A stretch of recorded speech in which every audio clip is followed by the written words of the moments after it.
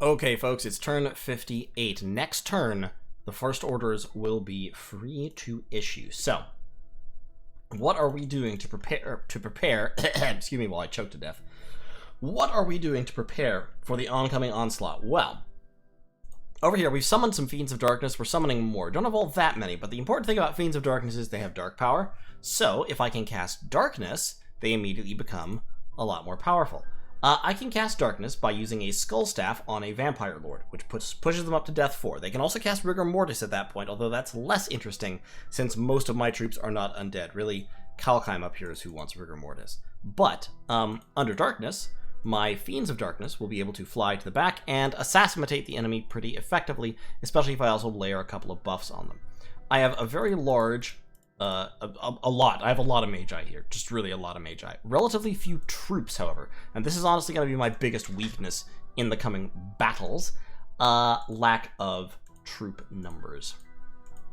Unfortunately, not a whole lot I can do about that. I am casting Heavenly Fires. I have a lot of air gems and earth gems and stuff. I don't have a great summon to use them. And I kind of want to hold on to my fire gems because I'll need them to recast Eternal Pyre. I'm fairly confident that Unimaginable is going to try and knock down my Eternal Pyre once we go into the war. There's a strong argument to be made that, you know, use it or lose it, I suppose. Things that I could do. I could start casting Terracotta Army. Terracotta soldiers are fire resistant and are resistant to slashing, which is what the Seir and Beast Bats use. So they will be somewhat resilient at least. So that's a thought. I could also, with the Spirit of 76 here, I don't have a whole lot of fire summons, the thing. I could summon Summer Lions or Fire Snakes. But the thing is that things that do fire damage really aren't going to hurt him, because he has a whole bunch of fire resistance baked into his Bless.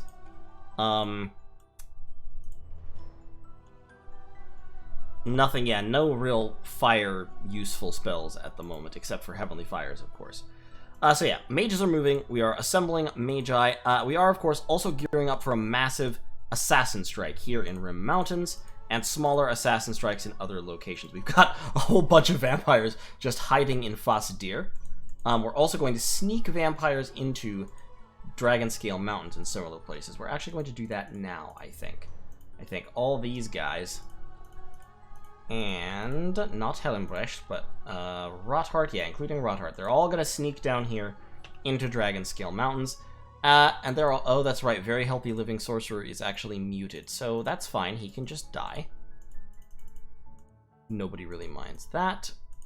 And the rest of my vampires can be just back here, ready to shit out infinite skeletons. Where's the infinite skeletons key? There's the infinite skeletons key. Okay, so yeah, we can Skeleton Spam raid, Assassin Spam, should be able to, as I said, take a number of provinces fairly early on. It doesn't take all that. It doesn't take all that many vampires to wipe out province defense.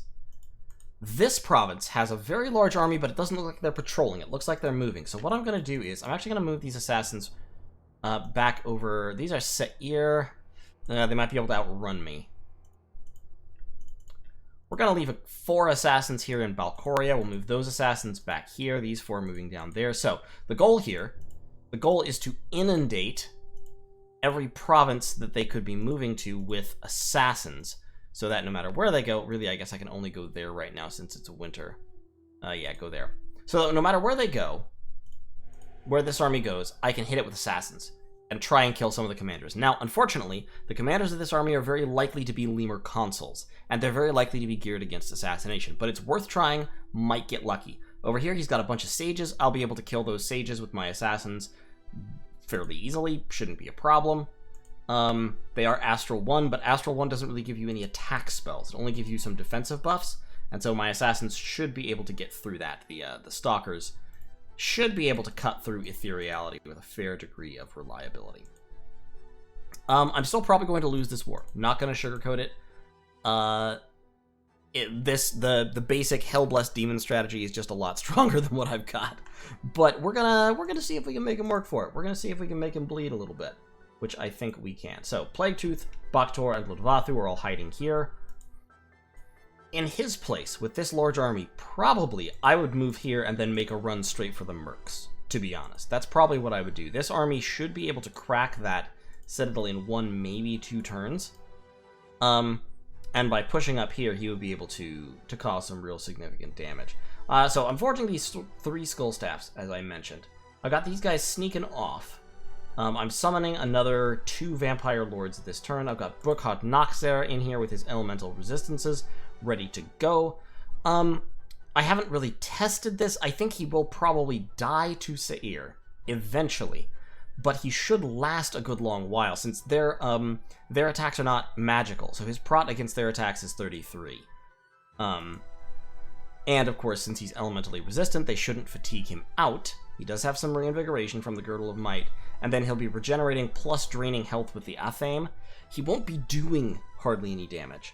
But he also shouldn't, hopefully, cross your fingers, knock on wood, he also shouldn't be taking a lot of damage, and the goal there would be to use him to actually turn timer an army like this, especially if these Beast Bats jumped in to surround him. That would be ideal, because Beast Bats only have 1 attack, and it's not a super high quality attack. So hopefully Burkhard Noxer could sit in the middle of them, being fire and cold resistant, not passing out, and regenerating through whatever minor amounts of damage the Beast Bats were doing, until he turn timered the army. That would be ideal. I don't know if it'll work that way, but that's the hope. Similarly, of course, Hellenbrecht, except Hellenbrecht has a Herald Lance, so he does a crap ton of damage to demons. He does 75 damage a hit. And he has actually slightly more protection. Fire and cold resistance, both 15. So Hellenbrecht, the Bloodgraf, should definitely be able to hold off an army of demons, or at least he can definitely outfight a small group of demons. I don't know if he could destroy a whole army all by himself, but he might be able to. In order to make that as possible as well possible, I think Hellenbrecht is actually going to move over this way, because this army has a shit ton of siege strength and a whole bunch of troops. This is the majority of the troops in my entire nation, I think. Most of them are not super quality troops, but they also have a very large communion backing them up, and a number of vampires, albeit mostly my weaker vampires, which is why I'm sending some of the stronger vampires over this turn. This army should be able to collapse Oiperi, or push directly in, one of the two. Hitting Rim Mountains would be nice.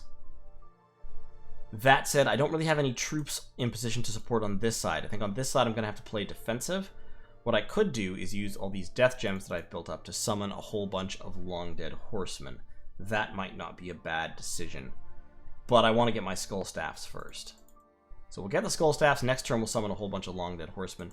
This army, I think I'll probably try for the strike against Rim Mountains if I can, and it'll sort of depend on where this army goes. Like I said, if I was in his position, I would probably move this army over here and then mono-drop my monolith onto Rim Mountains in a defensive capacity.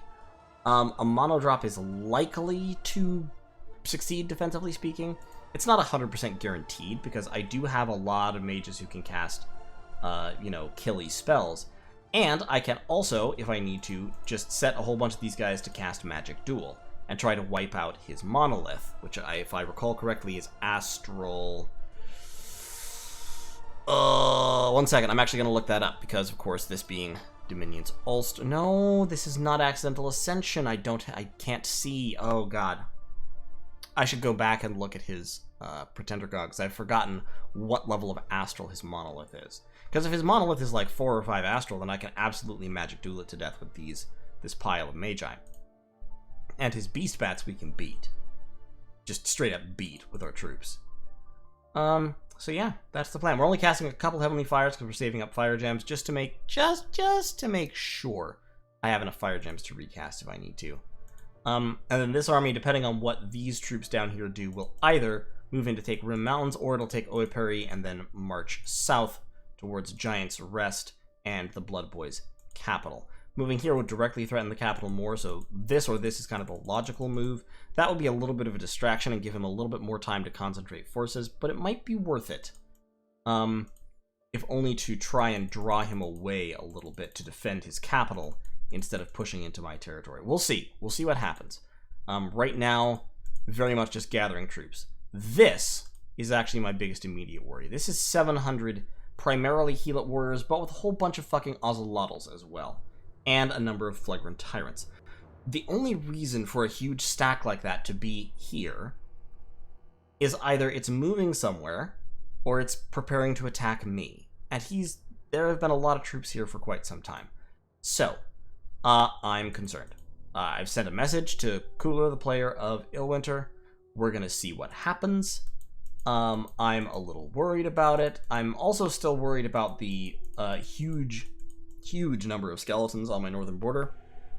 But I have made my gamble. The die is cast. We're going to try and fight the Blood Boys, and if Illwinter comes in and attacks us, we're going to die. But we will do our best to die fighting. We've got Magoth here as support, insofar as Magoth is support. We've got Igarak.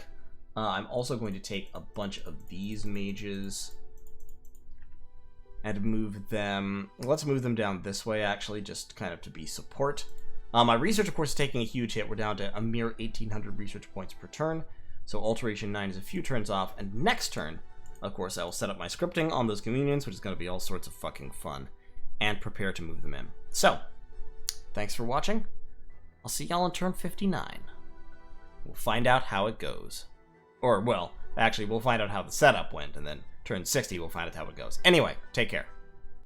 Alright, folks, it's turn 59, and unfortunately, our good friend fucking Mechrite, who's running Kalkheim, decided to violate the nap and go in to try and win the game by taking my throne.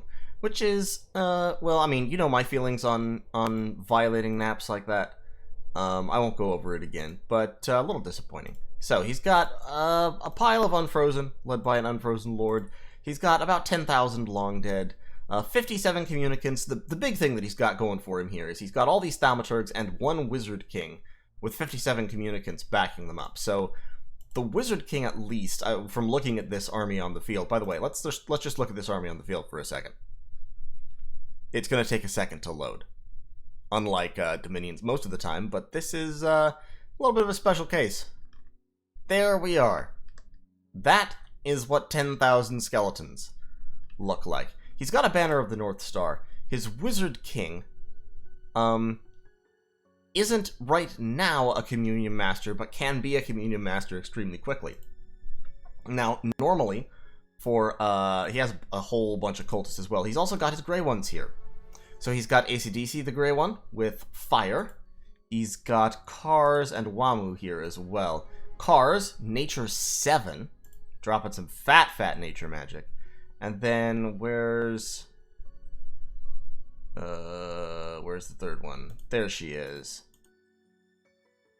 There's Wamu, who has a Carmine Cleaver and is set up with Astral, Crystal Coin, Starshine Skullcap, Ring of Returning, Carmine Cleaver for some reason. So yeah, so he's set up to drop some very, very big bad magic right at round 1.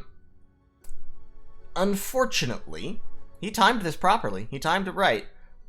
Since all of my, like, mages and troops and such have moved away to go attack the Blood Boys. So, yeah, basically I'm fucked.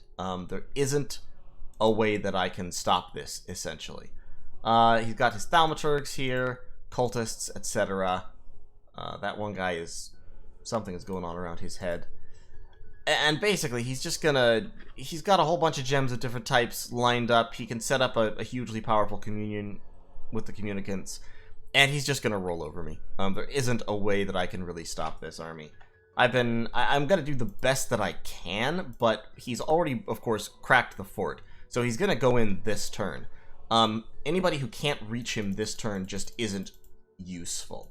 So, we've got my vampires running in as hard as they can. They're going to... well, they're all throwing Horde of Skeletons right now, which is not what I need. We're going to throw... Ugh. See, the problem is I just can't reliably hit anything except the Long Dead. And hitting the Long Dead isn't super useful because there's fucking 10,000 of them. I can throw a whole bunch of wither bones with these guys. That'll be, like, better than nothing. But generally speaking, the fact of the matter right here is, like, and like these guys casting Horde of Skeletons is not going to be terribly useful. I'll probably just throw a whole lot of Control the Dead with these guys. Boop, boop. We're gonna start way up front with my vampires. Throw a whole bunch of Control the Dead. He's probably going to cast Firestorm on me, I imagine. Which will be unfortunate. I mean, I have somebody scripted to cast Firestorm, which I really shouldn't if I have a whole bunch of vampires here. Igarak can instead Phoenix Power, and then...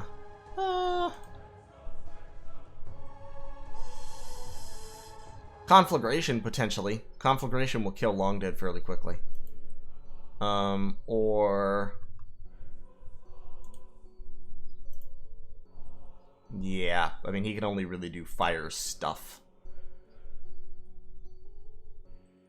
Obviously.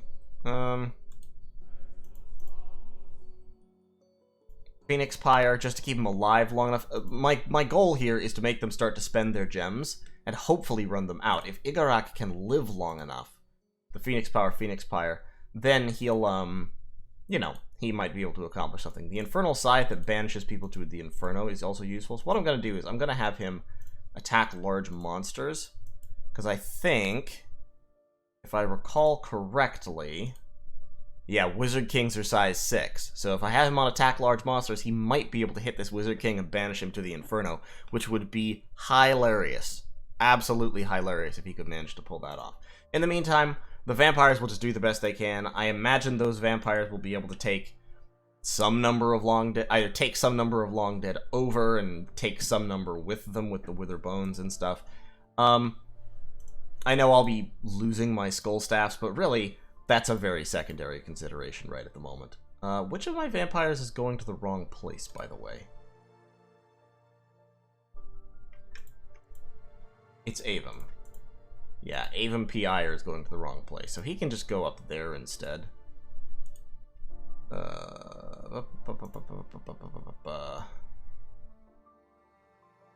Yeah, might as well. Over here, Hellenbrecht, also out of position, is going in to attack Hobergdorf.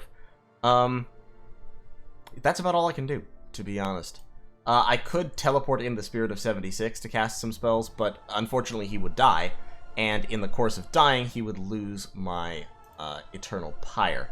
Now, of course, as I've said, at this moment, my Eternal Pyre does not seem terribly useful, but I still kind of I'd like to still have it. We're flooding northward with my vampires. We're getting out of the Blood Boys territory. I accidentally took this province. He patrolled out one of my vampire lords and attacked Plaguetooth, and Plaguetooth just fucking won against the province defense by casting Horde of Skeletons a lot. Horde of Skeletons is a super good spell, man. Incredibly good. Yeah, he just cast Horde of Skeletons, Raise Dead, Terror, etc., and just literally chewed his way right through the enemy. He did take a hit or two there, but didn't really stop him. And the archers are coming in, but they're really not going to be able to do much about it. I don't know why mages really prefer Raise Dead over Horde of Skeletons, because it raises more HP, which is very frustrating to me because raising more HP isn't really the point. But in any case, so yeah, he beat up, you know, all the province defense. But I don't, like I said, it's just not going to matter. Really just not gonna matter. All of my vampires are not going to change what's about to happen to me. So unfortunately, I don't think I'll be able to stop this. I do have my mages inside set up. We're dropping Fog Warriors and Mass Flight. We're throwing down a whole bunch of Living Fire and shit. That Fog Warriors... What's that? 200% cast time, 100% cast time, 150% cast time. Yeah, it's unfortunate. It's not going to get the Fog Warriors won't get the Living Fire, but the Mass Flight will get the first casting of Living Fire. So we've got a whole bunch of Living Fire going down. We've got Will of the Fates. We've got Ground Army, Warriors of Muspelheim to make them resistant to cold in case that's something the enemy is doing. We've got a lot of good stuff happening, but it's not going to be enough. We're going to get inundated by mass flight, heavily buffed skeletons. But in any case, we'll see how it goes next turn. So thanks for watching, and I'll see you then.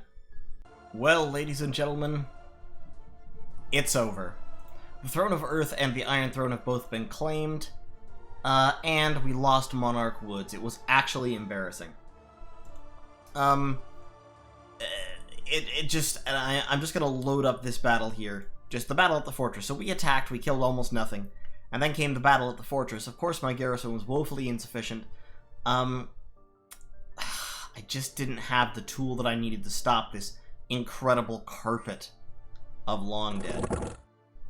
But with only my mages standing back here, they all communioned up, but unfortunately, it was time for the flight of the Long Dead. So, Mist Form, Mass Flight. Actually, I guess that was my buff that went off, wasn't it? Yeah, he hasn't cast Fog Warriors yet. He's got a lot of mages throwing Soul Slays. He's got a lot of course, skeletons who are about to fly. And everything is very, very slow because he's got fucking 10,000 units on the field. He hasn't really buffed his Long Dead, but to be honest, he doesn't really need to at this point. Because there they go. And you can see how fucking slow this is. He has a relief active and lighted the Northern Star, and unfortunately my guys are basically unprotected just because I didn't have the units here to protect them. So, the skeletons begin to fly. And in a moment, they will begin to come down. This is all just one round still. What's happening? This is actually, I think, round 2 of the battle. All these flying animations going off. And you can see everyone is just crawling forward incredibly slowly.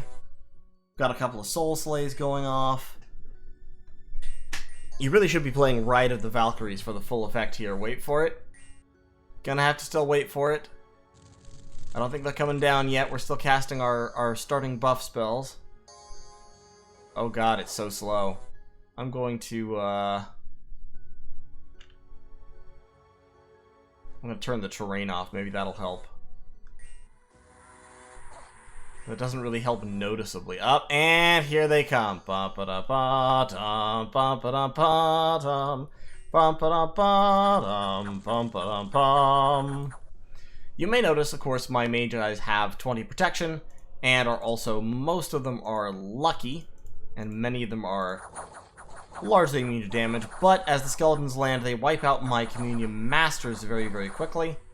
And it's all over but the crying. I think I get, like, a few of them, but not many.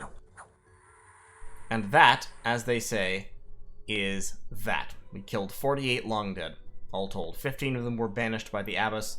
The Burgmeister Guard got 14 kills. The Magi didn't even get off enough spells to get any significant number of kills.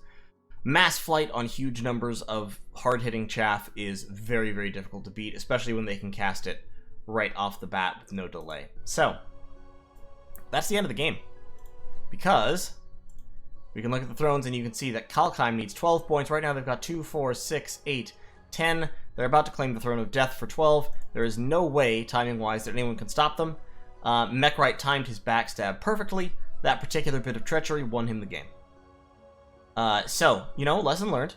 Yeah, on the bright side, over here in the Order of the Divine Flame, my thuggish friend, did just what he was supposed to, which was he held off an army entirely by himself. A little bit of Province Defense just got totally overran, and then these 1,000 skeletons swarmed forward and demonstrated quite convincingly that they cannot, in fact, kill Hellenbrecht the Bloodgraf. Now, Hellenbrecht's weakness in his current setup is his magic resistance. He doesn't have enough of it. He would really need to have at least a lead shield instead of this golden hoplon, and then preferably also a lead crown or something in order to push his magic resistance up higher. It's interesting that it says his basic is 15 and the magic bonus of 4, because I didn't think his MR before the amulet was 11. I thought it was higher than that, but we'll check in a second. But you can see here, he just turn timered them. He fought his way through. They couldn't kill him past his regeneration. He was regenerating 5 hit points a round. The skeletons couldn't do enough damage to him, and so he just wiped him out, fortunately. So that was nice. You know, a cool 1300 long dead destroyed. Beyond that, but yeah, if we look at him... Yeah, that's interesting. I guess he didn't cast Iron... Oh, no, I guess he cast Iron Will on... He cast Iron Will on some member of the fucking garrison. That's hilarious. Okay, yeah, with Iron Will, his magic resistance would have ended up being 23. If he was then carrying a lead shield, it would have been 27. Against a full, like, major communion spamming Soul Slay at him, that still probably wouldn't be enough. He would need something else to give him magic resistance. Need to push him up to 30. So like an Armor of Souls or something. But in this case, it worked fine. So, yes, Hellenbrecht did hold off 2,000 skeletons. Unfortunately, that merely leaves infinite numbers. And, of course, it doesn't matter, because the game will be lost next turn. So, that is Dominion's All-Stars. It's not possible to interrupt Mechrite at this point. He has... You know, even if you were to attack this province and besiege it, he would still be claiming the throne. There's no way to stop him from claiming the throne. And then at the end of the turn, since none of his other throne forts are being besieged at the moment, then at the end of the turn, he just wins. So, well played to everybody. It was a really fun game. I wish I could have done a little bit better, but you know, I did okay. I'm not sad to be losing at this point. It is turn 60, so about time for the game to end. I knew, like I said, I knew that Kalkheim and Blood Boys were going to be the two big problems, and they were. They were the guys who were, like taking this really seriously. So, you know, fair play to them. Unfortunately, I just ended up stuck in this situation because it took so long to take out the Order of the Divine Flame. I ended up in this situation where it's like, well, both Kalkheim and the Blood Boys are way out ahead of me. I had to pick one to fight. I chose to go prepare to fight the Blood Boys, and unfortunately Mechrite was willing to break the nap and just come down on me with no warning. So, you know, I knew that was a risk. I mean, I'll keep it in mind. I won't make non-aggression pacts with him again, obviously. But it was a gamble. You know, it was a gamble and I took it. And didn't pay off in this case. So, oh well, these things happen. In any case, thank you all so much for watching this game. It's been a blast to play. Hope it's been fun to watch. There will, of course, be more Dominion's All-Stars coming up, because Dominion's All-Stars 2 is already in motion, and you might have started seeing videos about it by this time. So, hopefully that will be just as enjoyable. Trollheim will be victorious, eternally, of course.